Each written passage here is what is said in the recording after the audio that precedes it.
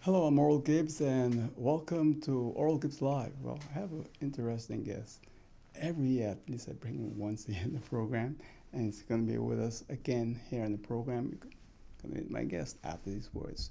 The Windward Islands Bank in Phillipsburg, Cul-de-Sac, and in Simpson Bay. For all your banking needs, it's the Windward Islands Bank, and our other sponsors, GEBE, serving Vermont for over 6 decades. It's GEBE, our local water and electricity company. And my guest on the program is Mr. Charville. How are you doing, sir?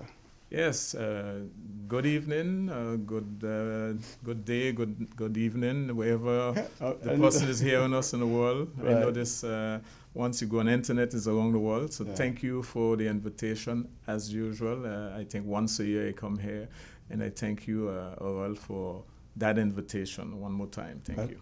Thank you for accepting the invitation. Welcome. You are leader of the Hope Party. Yes. You're a minority member in the, And the Territorial Territorial Council on the Council. French side. Yeah. and you all just went through election, what, a few months ago? Yes. This is my third, I won't call it a mandate, it's my third term as Yeah. councillor. But it's the first time that I really got elected as head of my list. Good. And as such, too, we have pulled 2 seats, the list and the whole party Right. The list. last time was only one? Well, no. Last time we lost at the, our system. You have the runoff system. Yeah. So the first round we lost, Okay. but we had enough votes that we could make alliance with a party, Okay. and we made alliance with Mr. Mussington back in 2017. Right. So he was head of the list, and I got elected as part of his list. This time, our party had a good enough opportunity, the right percentage to be present at the runoff, Mhm. and we did participate in the runoff, and we got 2 seats. It's good. Yeah. So I mean, you're a happy man. Well, I would prefer to have been elected, but yeah, I feel good. I feel good because it's different. It's a government, Mr. Mussington government. Some government. It's like say it's a bunch of politicians that got together, and all of us, A lot of at seasoned least, politicians, actually. yes, wanted Mr. Gibbs to go, Yeah. and it was about getting him out of government. So we just didn't get elected on the same list, Mr. Mussington, myself, but we never ran against each other. That's important to note. So today, Hope Party in the Generation Hope doesn't consider itself to be against Mr. Mussington. Of course, we will not give him a blank check. The support is not unconditional. When something is not good for the country, he will know. If he doesn't listen, we will give publicly our opinion. Yeah. But that doesn't mean to say that we are not supportive of his actions, because as a matter of fact, me as a leader, in the past, I have worked with him, I would say, for the past 21 years, from 2001. Back in the days when it was MAP, I ran on the list of MAP with Mr. Allen Richardson heading. Mr. Mussington was there. Right. And I think, again, in 2007, we put something together.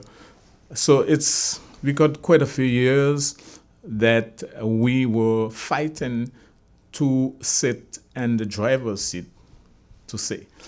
And today it's there. This is not the time for us to declare, war on each other. So we are very supportive of most of his actions. There's a lot of good things happening, or beginning to happen for the population. Things that we had on our program too. Our methods are different. Our priorities, whole party priorities, and his are different, but that is quite normal. So that's how we are working now. And you have a seat in the executive council? No, Not this no, time. no. As Mr. Gibbs, he got more seats than Generation Hope. He got 5, we got 2. So when it's like that, of course, he as the leader of those 5 would have priority to sit and the Executive Council, because as an observer, because our law allows, besides the executive, which are the vice president, the full vice president, and the president, 2 extra members, 1 from the majority, 1 from the minority. He has 5 seats, so he himself has been nominated to sit as an observer in the Executive Council. I like the French system, by the way. It has its pros and cons, but yeah. I prefer it than our system, though. Really? Because you're outside, Mm. completely outside. You don't know what's happening in the opposition. On this side? Yeah, because you have the Council of Ministers, Mm-hmm. and they're running government. Okay. And you don't have any observer in there at all. Oh, like that. Yeah, Yeah, that- yeah, in that yeah, sense, yeah, I that mean, is true. yeah. That is true. So- I was looking at Parliament, but if you look at Council of Ministers, that is a fact. And I Yeah. think the Executive Council Yeah. is the government, right? Mm-hmm, mm-hmm. It is. So it you have is. an observer in there. Yeah, who's and the that has a voice. Yeah. And that votes Okay. and matters. He cannot sign any documents as a vice president. But when you look at the deliberations at the end of the month, every month there's a journal that comes out, then you would see how the opposition member voted according to the deliberation. So we have that possibility as opposition. Now, knowing you for the years you're in politics, knowing President Mussington now, Yeah. who, for me, I think he's been in politics for a very, very long time also. It seems that you all really mounted a real opposition. It was completely all the parties against President Gibbs. Well, it was in the years making, but I have to say though, it's the first time that, and I was very pleased with that overall, that back in, I would say mid 2021, that's when I saw people that I thought would never get together, even though they all were against Albert Fleming, Daniel Gibbs, but they had their own little say, no, this time we're coming together. And that has happened. And for instance, you take Mr. Mussington and Mr. Alain Richardson, that forever had some kind of problem, politically speaking. And this time they really put their differences aside and ran together. And today he's a vice president, Mr. Richardson. Yeah. So, yeah. Dr. Petty came in. Yeah, but he came in, he was never involved in politics. Yeah, he came in there last minute. Yeah, that's why I said. He is now, he is a vice president today. The reason I say that is that you look back at his father. His father was really a I ran with his father. Actually, that's how I entered politics, okay. 1977. Yeah, he wanted, at the time I was a very young man, and he wanted some young blood, some young people. Yeah. And I was number 3 on his list. First time going into politics, 1977. That's how I started, as a matter of fact. It's interesting because I interviewed the father on Speaking of Everything, I think it was 1985, 86, somewhere there. Quite an unusual man. Yeah. He's sitting across from me, but he wasn't too talkative. No, you would have to make him talk. And I think a lot of people didn't realize that, because when you go to a campaign now, it's completely different. Different thing. But that was his secret weapon. You never knew what he was thinking, because he wouldn't talk so easy. But when he really delivers, it's a whole different thing. You know? And what struck me about him too is that as a St. Martiner, he had this very heavy French accent coming into the English. Yeah, because he lived a long time in France, and then he was married to a lady from France, and always speaking French with her. I think that would be, and then his environment. But still, in between, when he's speaking English, when he was speaking English, you would still pick up that St. Martin touch. Do you think his son entering made a difference also? This time around? It made a difference, yes, because I think the name, the Petit name, that still has a certain amount of weight. It's just, for instance, the Fleming name on the French side means a lot to still a lot of people of the older generation, because for a long time it was Petit against Fleming, you remember? Right. So up to today, there's still that little thing where, he's the doctor's son, and Petit in French Quarter, for instance. the older generation, once they heard that name coming back. Yeah. So that helped them. What did Daniel Gibbs do wrong that you think caused all these political parties to come together to remove him?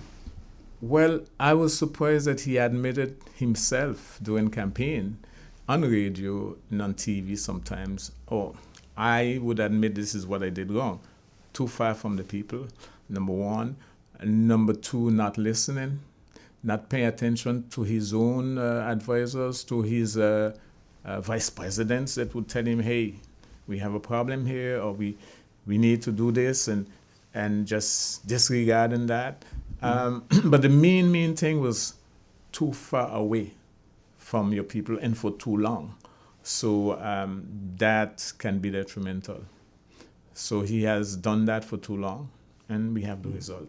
And then you had Hurricane Irma, and COVID didn't help at all.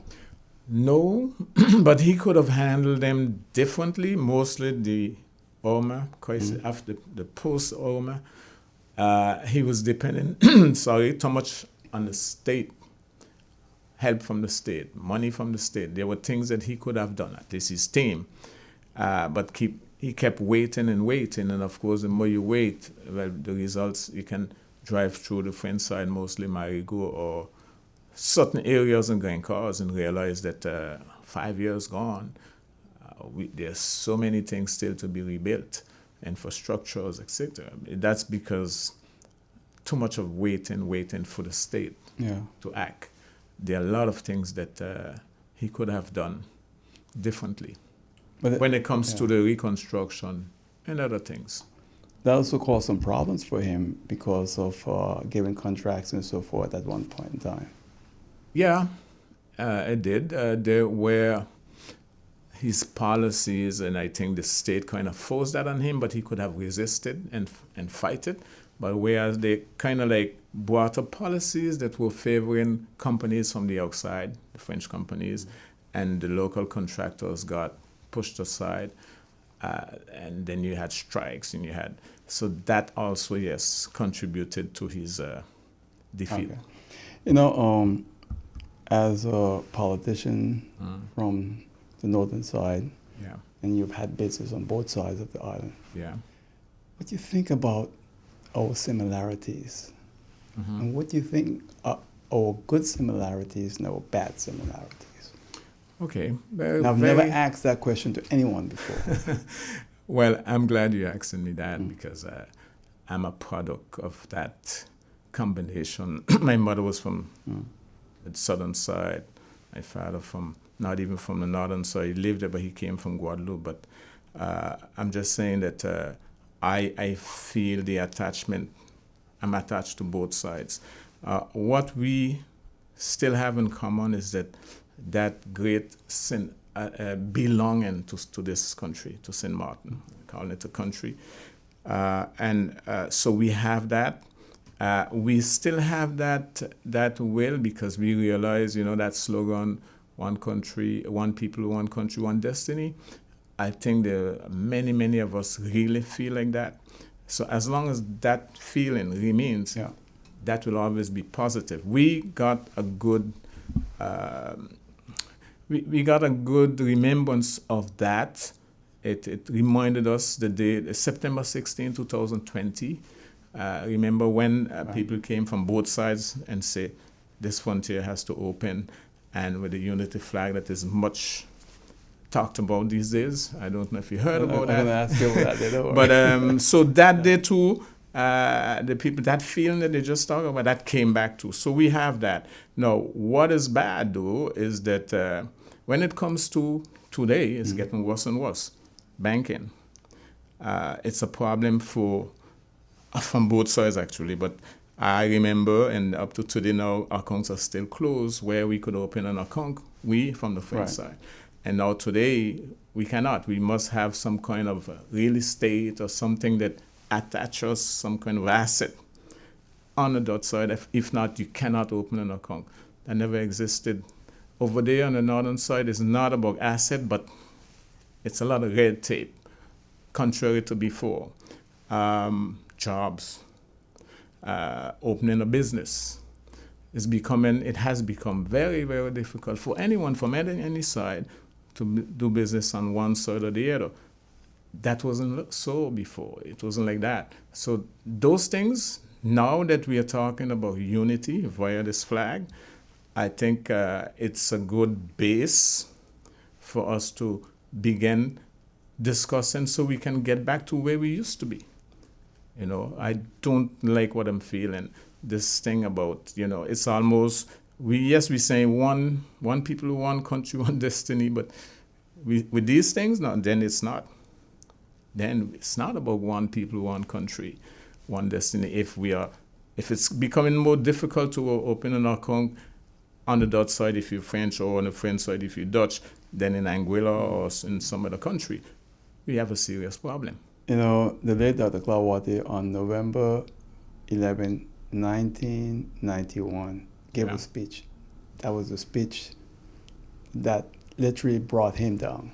Okay. And I'm listening to you now. Yeah. And it's like we talk about these things all the time, mm-hmm. but we never achieve this unity that we once had and now dream about. Mm-hmm. We have the opportunity now, Oral. I don't know if it has been done already on the southern side, but on September 29th, 2022, the council on the French side has taken a deliberation declaring that unity flag is a unity flag for both sides, and it's a cultural symbol. But I'd like you to clarify something here, because I think in that deliberation you questioned something that I think you should have an opportunity now to explain to people why you did it. Yeah, I was not against the flag. Okay. I voted for the flag. Whether it's that flag or whatever we would decide would be the symbol for our unity as far as our culture and whatever. However, though, I found that the time was not right. It was premature. That's what I said. That's the word I used, meaning that more people, because a lot of people on this side or even on the French side, they don't even know about that. I think that when you're going into something so important, the people should be aware. It should be talked on radio. It was said to us, it was written in the document remitted to us as, the basis, the support for the deliberation, that there was a deliberation led by the Prime Minister that came on the French side to discuss this. And they have taken that decision together, the President and the Prime Minister. There was no press conference. There should have been a press conference at the issue of that. When they exited, let the population know. So I was just saying, hey, give it some more time so we can do that work. And two, I was, and I'm still insisting that the date of September 16, 2020 should be remembered forever. That is part of our history now. Never ever before that has happened, where you see thousands of people came together from both sides, holding that unity flag and saying, open these borders. And it has happened with a lot of resistance from the prefect, but she was pressured so much that she had to do it. Yeah. It's history. So I said, you're basing on the date to go into the unity flag because of what it was presented like that to us on paper, because of what happened, what transpired on that date, September 16, 2020, this is what we intend to do with the flag. I said, okay, so the date has to go down in history. Every year we should remember this date. And the president at the end agreed, but that was those two things. The fact it was premature, not that I was against, and the date should be remembered. So I hope that on both sides they will agree that the date is important, and that I don't know if it's going to be in Parliament or it's going to be in a Council of Ministers, but it was promised by the President that before November 11, 2022, it will be the same thing that we have done in the Council will be done on this side. So maybe if you have the information, I don't have any information on that.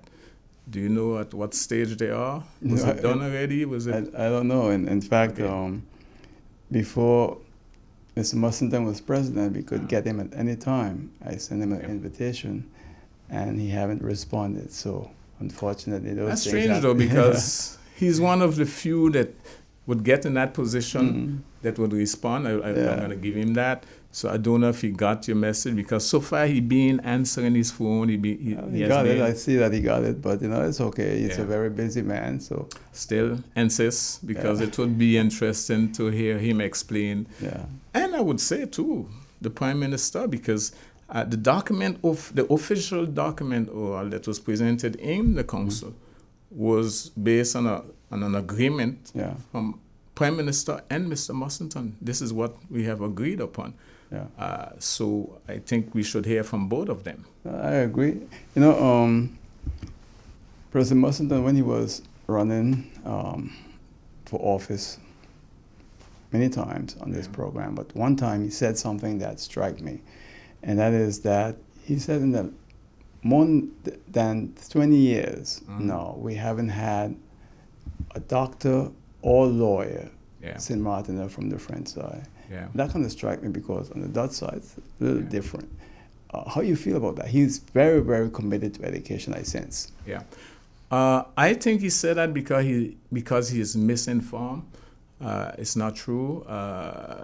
We don't produce much, but up to 3 days ago, last week Friday, we have St. Martin, French side, has produced not only a medical doctor, a generalist, a general practitioner, but a specialist, specialized in diabetes and stuff like that. But this is before that time.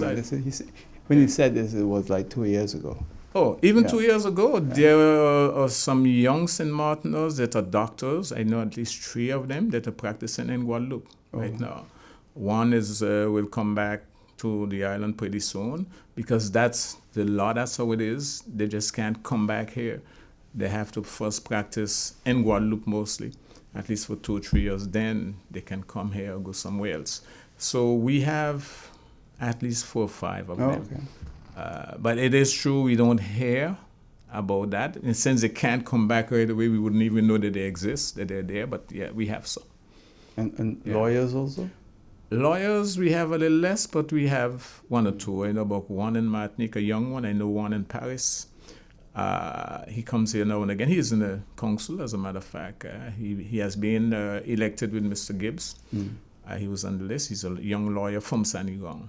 So, yeah, we are still producing engineers. We have engineers, but the problem is they're never encouraged to come back. Or when they come back, they would give them the story, the overqualification thing that you know about so well, overqualify, and then they have to. So they go elsewhere, That's one of the negative similarities we have on both sides. Yeah. Where, unfortunately. Because I have 3 daughters. One's a doctor, a lawyer, a psychologist. And the thing is that the one that's a lawyer came back here, and the government wanted to kill her. Yeah. So, and I had the same thing on the French side. So that's one of our negative similarities. Absolutely. That we have in common. That should be changed. Yeah. But when you look at St. Martin now, you mentioned the banking. There was a time you could just cross the border, open an account. Everything was so great. So great. Today, listen, I came over here in 1982, actually, to open a branch of my business that I had on the French side, and it was like 1, 2, 3. Today, and the other side is even worse. Leaving from the Dutch side to go do business on the French side, it's nightmare. The red tape. Before you finish, you get discouraged. So no, those things have to. Yeah, they have to go, and that's where this common chamber, an assembly where we would have elected persons from both sides, same amount of persons, but. If we really do that, because I know that this Prime Minister, Sylvia Jacobs, she's very much open to the idea. The other one too, what was her name again before? Sarah Westcott? No. The other Prime Minister, Marlin. She was also open to the idea. But I'm saying we have to go more than just thinking about it. We have to act. And I think if we put that in place, that assembly can address those problems like as such. Banking and other things. But I see a lot of European French opening business on this side of the island. Yes, and that's because that's the requirement to open an account, and they're interested very much in having accounts over here. You see, so they either buy property or they open a business, some kind of business. Sometimes you don't see anything; it's a depot, but it's a declared business. You know, it's a registered business. You can't say it's not a business. So yeah, they have also their strategies. Yeah. So now that it's a new government on French Saint Martin, you said earlier that you're pretty satisfied with the way things are going, right? Satisfied because it's only 6 months that this administration is there. I like the way this President Musselton is dealing with his people. That is what was missing from Mr. Gibbs. I told you that he was too far from his people. Right. So Musselton is very, very close, and that's who he is naturally. So I'm going to give him that, and that's what's needed. The people will longing for that, so they got it now. However, though, you have to do that, but you don't have to forget to govern, because you're doing that, and people mostly look at it like, okay, he's thinking of his re-election. That can be part of it. I'm not saying that that's what it is, but there are certain things that need to be done immediately, and that he is staying a little too long. That's why I said our method, we differ on the priorities too. There are many things that I thought he would go right away into, and he's delaying. Is it because he's distracted by doing the other aspect, which is being close to the people, communicating, and you have to be able to do both. I'll give you a perfect example, just one day, others. For many years, Mr. Musselton, myself, but he began doing it long before me, which is to say we have to modify our organic law. We need, okay? You know that. Right. He had a radio program on that. And so he has created a committee way back in April 2022, just when he just got elected, to deal with that, called the Commission pour la révision de la loi organique, the revision of the organic law. Well, 6 months after, that committee the members haven't met even once. So, and that was a priority for him. Now, the Minister of Overseas Territory, you know that he was here last week, Monday, and he was supposed, in my mind, when he would come here, he would go back with a file with the proposals of amendments. And it was talked about in the meeting, but nothing concrete, nothing tangible. What kind of amendments would you have liked to see? Well, at least we need to be in control of immigration. Our organic law as it is today doesn't allow us to do so. However, Article 74, which is governing the French side since 2007, if we ask for it, we're supposed to get it, because that's what Article 74 is, autonomy, full autonomy. But the secret is in your organic law. French Polynesia has the same Article 74, but they have full authority over the immigration. We have zero authority. Separation of powers. Just to give you two examples. That side, you have the Parliament. You have the Council of Ministers that you talked about just now. We are in an old system that you had once. We have an assembly, which is our kind of parliament, you could call it like that. And we have the Executive Council. But the members of the Executive Council are part of the legislative. So they come, they vote, and they go execute. Or, worse yet, a deliberation was taken back in March 2022 where the Territorial Council transmitted all their powers to the Executive Council. So the Executive Council is legislative and executive. You can't be judge, jury, executioner, so we have to separate those things.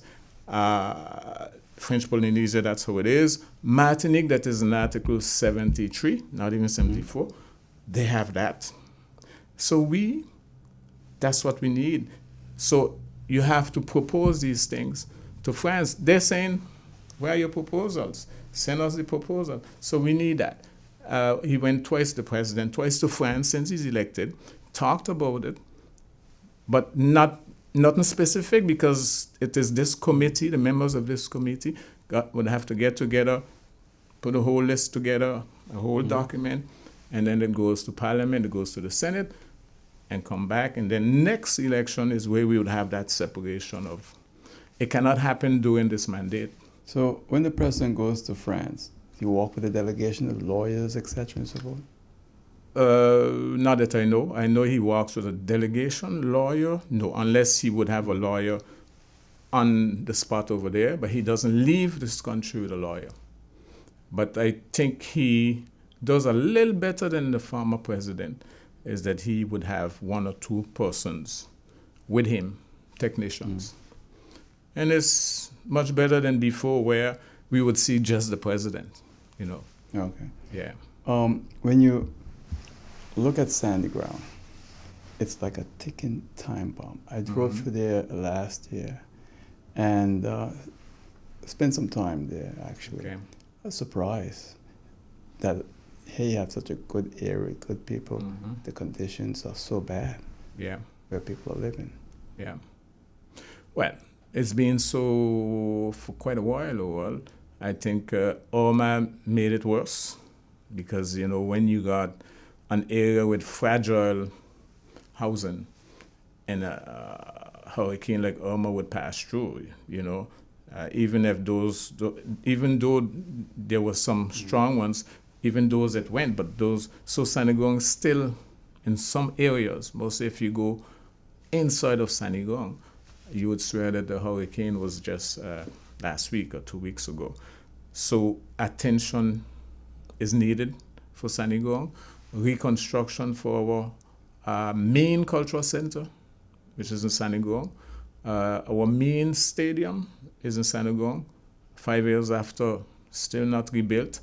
And help, financial help, is needed for those persons that when you drive through, you see with a roof off still, and so they just can't afford it, so they need help. The state is very strict with that, so there are rules and regulations where you can't use public funds to rebuild someone's house, but there are some other ways around that the person who's in power can use and can work in different ways, even with the help of the state. Yeah. What about the issue of the red zone and so forth, where the French government really want to move people from there because of natural disasters like hurricanes? Yes, but that has been solved. Okay? So that's taken care of? Yes. That has created quite some noise and some But solved to our protests. advantage? Sorry? Solved to the people's advantage? Yes, because what they were saying when they were reviewing it, coming up with a new, the plan for the revision of natural risk, they wanted to get rid of the people, not rebuild, not allow them to rebuild. And that's what created all those protests, the blocking of the bridge and this and that for weeks. Since that, they have reversed and say, okay, we understand. So you can rebuild, but you can rebuild with these conditions. This is how you can rebuild. So people can rebuild in those red zones. There are certain rules and regulation. I think they're a bit flexible too, but people are allowed, and they have. Many of them have rebuilt. Yeah. Those who could afford, but there are still some that, and there's a lot of them still, that need help for that. For the reconstruction of their houses, or even just to put back on a roof. They just can't afford it. But we don't have that problem anymore. So at least they can rest assured that it's not a big issue when it comes to that. Right. That's why you see things have calmed down too, you know. Right. Yeah. You don't hear any more blocking of the bridge, blocking of the road, and because they have changed everything. I'll tell you what, I have to go to a quick break. All right, we're going to come back and continue speaking right here on Oral Gibbs Live.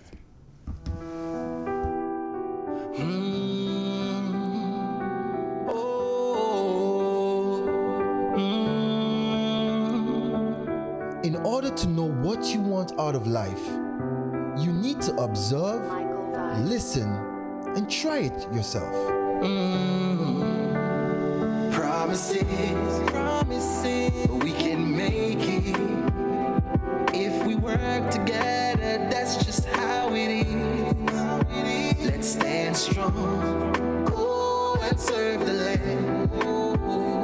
Working hard as one nation. Yes, we can.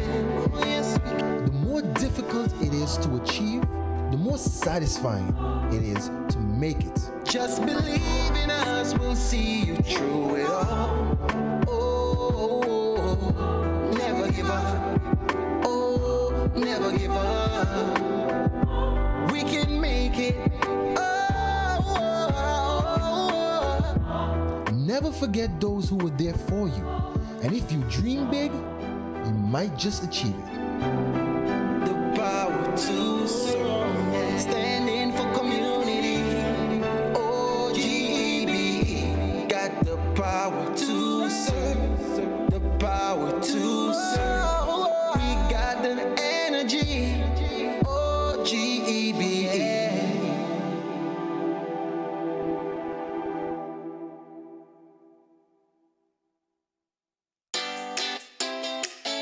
Make use of WIB mobile banking with easy access and direct usage of face recognition,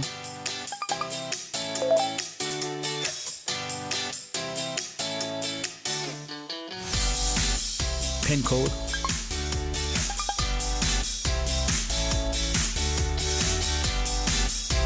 or fingerprint.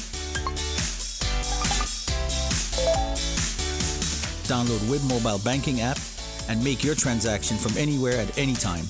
For more information, visit wib-bank.net /. My guest on Oral Gibbs Live is Mr. Musson. Charville, Jules Charville. We talk a lot about Mr. Charville. Mr. Charville is the leader of the whole party, and they captured 2 seats in the last election. So he's part of the territorial council with 2 seats on French and Martin.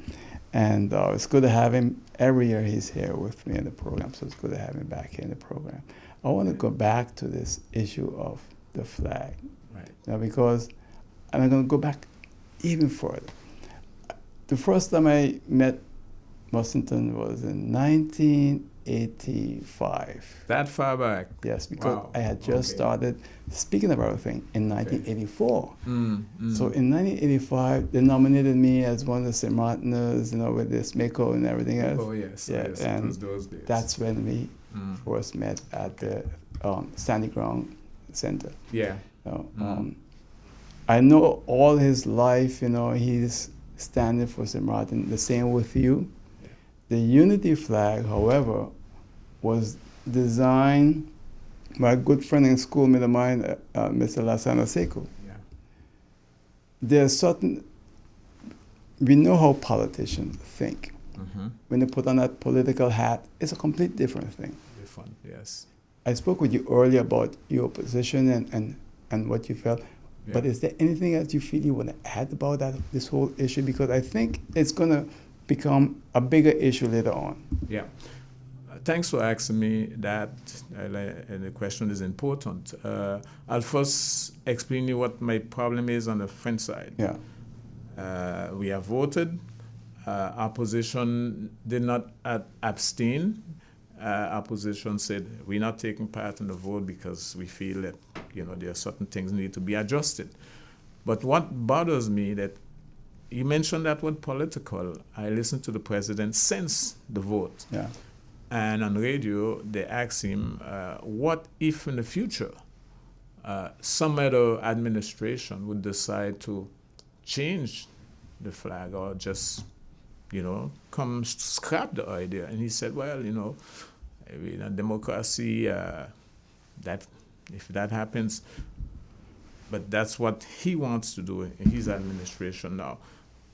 Big mistake. We should never make this a political issue. And that was my point when I said, give it some time. It cannot be and should not be about a political party who decided to do this or that about the flag. It is the people of St. Martin, in the name of the people of St. Martin. That's why you need it. to me, you need a consensus. That side is like, I don't hear, and when I speak to people over here, I'm over here pretty often. Much people, some of them still don't know about it. Some of them wondering if the parliamentarian, most of them will agree, the ministers, how they feel about it. We don't know. And I see 11th of November coming. It's very close. Yeah. And the whole idea was to have this thing ready so that we can do a big celebration for November 11th, 2022 in French Quarter. So my concern is that what is the position of the people in power over here on the southern side? Will it be accepted in Council so that really it can become the unity, the symbol of unity, the cultural symbol? I'm concerned about that because I see time running out and we don't hear. That's why I asked you earlier, and you could have known that you could have heard something. But personally, it bothers me to see that we have taken that decision, and based on the fact that, don't worry, before the 11th of November, it will happen on the southern side. But I would expect that by now, we would have heard something. People would begin to talk about it, even on radio or something, some kind of discussion, and not to do like how it was done on the French side. It just happened, and the day itself, that's when the population get to know about it. I think that something like that, the people have to know, they have to get involved, most of them have to say, yes, this is what we want at this time, or let's wait some more, or whatever, or let's do it this other way. Put it up as a point of discussion, but let the population get involved. What are people telling you about their problems on the French side? What are some of the problems that people are confronted with? Well, the main problem is unemployment. Main problem. Unemployment is very, very high on the French side. Why you think it's like that? Because too many businesses are closed and still closing. There are no incentives given to the existing owners or those who want to go into business. It is very hard on the French side to do business because of the, I would say, the social charges. And even sometimes if you go to the Chamber of Commerce to create a business, and it takes a few weeks and so, and sometimes before you open your business, you're already receiving documents, looking to take money from you, asking you to pay this and to pay that. If you open and after 2 weeks, a month, you're getting this amount of money to be paid. And so there's no incentives to keep you in business during hard times like now, or to encourage you to go into business. And of course, when we talk about employment, it has to come through creation of business or through making a business excel even more. And none of that is happening on the French side. The collectivity itself is doing its best, but it's limited employment. You can't employ forever. So the collectivity does or has employed quite a bit of young St. Martiners, and I have to give that credit to Mr. Mussington. We have added to the budget 2.2 million euros just for employment 10 days ago or so. But that is limited. You just can't bring everybody in the collectivity, those that are qualified to fit in certain positions that are needed, then they employ. But employment is a big, big problem. On the French side, next thing is that they got what you call formation training, but they have the training that does exist does not, how should I say, it does not coincide with the need or what the market is requiring. They will train you for X, but when they come out of there, you need Y, you need something else, you need Z, but you don't need X, and the activity. So now they're understanding that since there's going to be so much reconstruction, there's a lot of funds from the state and Europe, there are a lot of European funds that are going to be pumped into reconstruction. There are going to be a lot of new roads, the resurfacing of roads. So they are now realizing that they need to train electricians, they need to train plumbers, so that program is ongoing now, and that probably will help. So those are the big problems you Yeah. see for the French side. And of course, I talk about the administrative thing that comes like when I told you that our organic law, the immigration situation. Yeah. If we control, because we issue working permits, but have no control on immigration. So the prefect is the one who lets people come in, and we control the job, the permits. So he doesn't understand when we say, okay, no more. He's still letting people. So if we don't control that, and we don't, that's where you see people keep coming in and no work for them, but we have no control over that. Well, let me ask you about the Venezuelans, because a lot of them are coming from Venezuela, using the French side, and then coming to the Dutch side. Yeah. Well, I don't know how that works. I always thought that they would need a visa to come into Grand Cause. It seems like they don't. And if that's they can apply for political I did asylum. not look into it. They can do what? I heard they can apply for political asylum. Yes, they do, but not everybody. You have to qualify. But it is a fact. And when we would feel, okay, we can't do that here, the answer would be, listen, it is France that giving them political asylum. Not necessarily for them to stay here. They can go to any French territory. But we know that most of them stay right here. And they come to the Dutch side. They come to the Dutch side. Again, that comes back to this need for us putting together this assembly where we can decide, take decisions for both sides, common to both sides, and things like that we can address. And if we take control of immigration, then we can really look into that and put a stop to all those things. All right. So Charville, it's always a pleasure having you. And same here. Thank you very much. You have a minute. Anything you want to add? Well, I would talk about unity. I would use this initiative about the unity flag for cultural unity as a symbol for cultural unity. I think we should go deeper into that unity. We talk about the many problems that we have on both sides. We should really go into the creation of this common assembly, whatever we're going to call it. Some want it to be called Congress, United Congress. I don't know. But I think with that institution, we will be able to solve many, many problems and take decisions together. So I hope that someday soon we will see the creation of that. All right. Again, I want to thank you and You're welcome. Thank wish you you much success. And thank you. It's always good having you in the program. All right. It's a pleasure to be here. Thanks again. Thank you for having me. And that's it for now. See you next time right here on Oral Gibbs Live. Until then, take care. Bye.